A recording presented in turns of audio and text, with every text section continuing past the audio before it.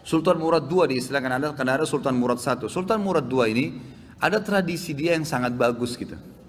Dia punya sebuah buku ya, pribadi yang dia sering tulis sendiri pengalaman dia pada saat jadi pemimpin. Ya kan? Salah satu tradisi beliau ini setiap malam beliau kadang-kadang sering keluar tapi pakai baju biasa. Ditinggalkan semua pakaian kesultanannya, dia keluar dengan penasehatnya berdua ngeliling-keliling di jalan Istanbul. Liling-liling lihat, beli makanan di pinggir jalan, berbaur sama masyarakat, dengerin keluhan mereka. Ada orang yang sakit dibantu, ada yang butuh bantuan, fakir miskin dibantu, dia tahu. Jadi dia tahu masalah di lapangan dan dia bantu, besoknya didalamkan, diaplikasikan, diperbaikin, begitulah. Satu malam, dalam salah satu bukunya, dalam satu lembaran buku sejarah hidupnya, beliau bilang, satu malam saya nggak bisa tidur. Kemudian saya bilang sama penasihat saya, coba malam ini kita sama-sama yuk pergi keluar seperti biasa nyamar.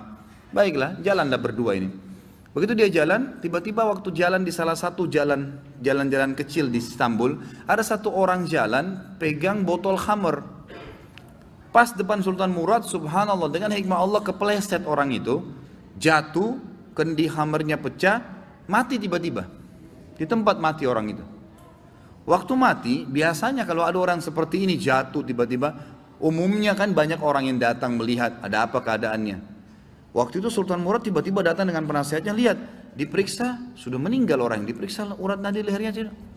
Udah mati orang ini. Tapi anehnya, nggak ada satu orang pun yang lulalang itu mau lihat, nggak mau ditengok, nggak mau dilihat gitu. Langsung kata Sultan Murad, wahai muslimin, ini ada orang mati, gitu kan? Nggak ada yang nyaut. Dua kali, wahai muslimin, ini orang muslim, oh ini orang mati, nggak ada yang nyaut. Satu orang di situ, rumahnya rupanya dekat situ, dia bilang, kami tidak akan sentuh jenazah itu, walaupun dia sudah mati. Kata Sultan Murad, kenapa? Dia bilang, tidak anda lihat, dia pegang khamar, orang ini fasik, ahli maksiat, setiap malam zina, setiap malam mabuk. Kami nggak mau sentuh jenazahnya, kami nggak mau. Kata Sultan Murad, tapi kan dia dari kaum muslimin. Kalau kalian tidak mau mengurus jenazahnya, tunjukkan saya di mana rumahnya, biar saya yang bawa ke rumahnya. Ada beberapa orang, ringkas cerita, membantu Sultan Murad datang ke rumahnya. Diketok pintu, dibuka, istrinya lihat suaminya meninggal, nangis. Seperti umumnya biasa wanita, menangis, kemudian masuklah. Yang lain ini orang-orang yang tadi nunjukin rumah itu sudah pulang semua. Tinggal Sultan Murad sama penasehatnya. Duduk depan jenazah ini, istrinya nangis. Kata Sultan Murad, saya mau tanya, kenapa waktu tadi suami kamu jatuh, mati ini, nggak ada yang mau lihat jenazahnya. Dan tersebar isu di tengah-tengah masyarakat tadi, mereka nggak mau sentuh ini karena dianggap suami kamu ini fasik, setiap hari zina, setiap hari mabuk. Sultan Murad kaget waktu istrinya tiba-tiba berhenti nangis, langsung dia bilang, saya udah tahu orang akan nilai begitu suami saya. Tapi perlu anda tahu, suami saya ini bukan pezina, bukan orang mabuk. Sultan Murad bilang, bagaimana bisa? Jelas khamar di tangannya dia, kendinya pecah, saya lihat dia bawa khamar. Dan orang ini bukan satu dua orang memberikan kesaksian, tidak ada satupun orang yang mau bantu jenazahnya. Dia bilang, iya, saya perlu berikan kepada anda kesaksian. Kata istrinya, suami saya ini orang sangat saleh, luar biasa ibadahnya kepada Allah, pada saya dan anak-anak baik, dan dia juga sangat dekat hubungannya dengan Allah. Sholat malamnya nggak ketinggal, kalau siang hari puasa, sedekahnya bagus. Tambah kaget Sultan Murad, bagaimana ceritanya? Dia bilang, suami saya ini punya satu usaha di tengah-tengah kota sini. Setiap hari hasil bisnisnya dia dibagi 3 keuntungannya. Sepertiga dibawa pulang ke rumah untuk saya pakai makan dan minum untuk anak-anak saya. Sepertiga lagi, sepertiga keuntungan diberikan botol khamr, berikan minuman keras. Dia bawa pulang ke rumah, dibuang di WC. Dia nggak minum, dibuang di WC. Terus dia bilang apa depan saya, kata istrinya, itu yang berikan kesaksian.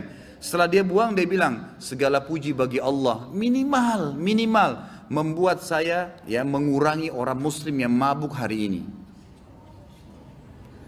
Terus sepertiga lagi yang tersisa, dia datangi tempat perzinahan, lalu dia bilang sama yang punya tempat perzinahan, ini berapa orang wanita di sini pezina? 10 orang. Berapa bayarannya kalau perempuan satu malam sampai besok pagi dibayar?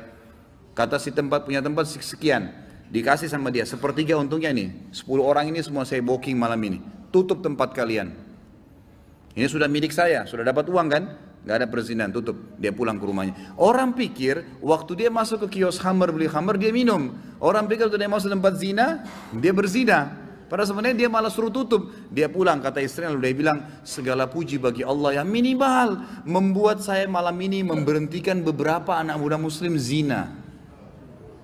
Bayangkan, pernah nggak kita terfikir buat perbuatan begini? Nggak terlintas. Tapi karena kedekatannya dengan Allah, Allah bukakan dia jalan ibadah yang tidak masuk di akal kita gitu.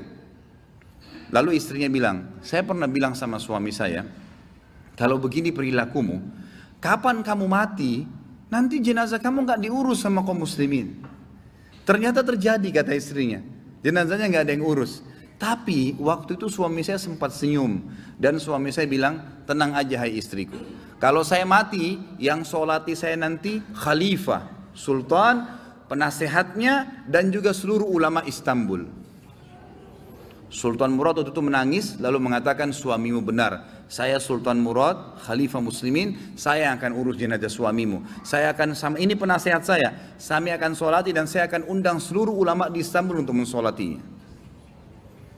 Kedekatan diri seseorang pada Allah, Allah akan bukakan kita di lini-lini ibadah yang kita tidak sampai, tidak